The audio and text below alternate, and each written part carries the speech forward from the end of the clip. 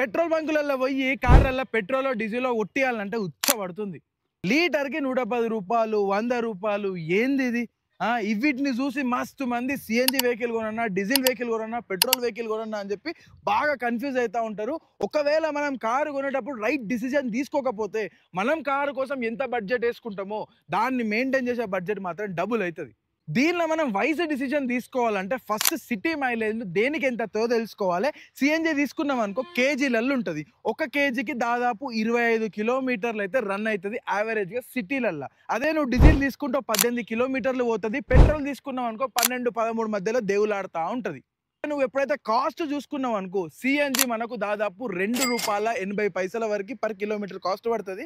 అదే డీజిల్ తీసుకుంటే ₹5.20, పెట్రోల్ తీసుకున్నావు అనుకో ₹8 నుంచి ₹10 మధ్యలో కొట్లాడుతూ ఉంటుంది.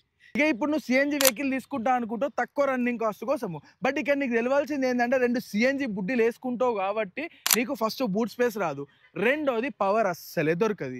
ఇక నేను అట్లా కాదు డీజిల్ తీసుకుంటా అనుకున్నాం అనుకో డీజిల్లో రీసేల్ వాల్యూ ఉంటుంది కానీ మెయింటెనెన్స్ మాత్రం బరాబర్ ఎక్కువ. దీంతో పాటు ఢిల్లీలో బ్యాన్ చేసిరు, మన దగ్గర కూడా ఎప్పుడైనా బ్యాన్ చేసే అవకాశాలు అయితే ఉంటాయి.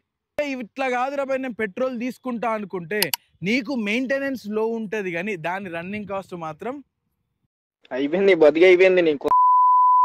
సో ఇక మీరు ఇప్పుడు ఇంకో క్వశ్చన్ అడుగుతారు ఎలక్ట్రిక్ తీసుకోవచ్చా అని చెప్పి. దాని గురించి నేను ఇంకా క్లారిటీగా చెప్పాలంటే మీరు వెంటనే ఫాలో కొట్టాలి, ఎందుకంటే నెక్స్ట్ రీల్లో దాని గురించే చెప్తున్నా.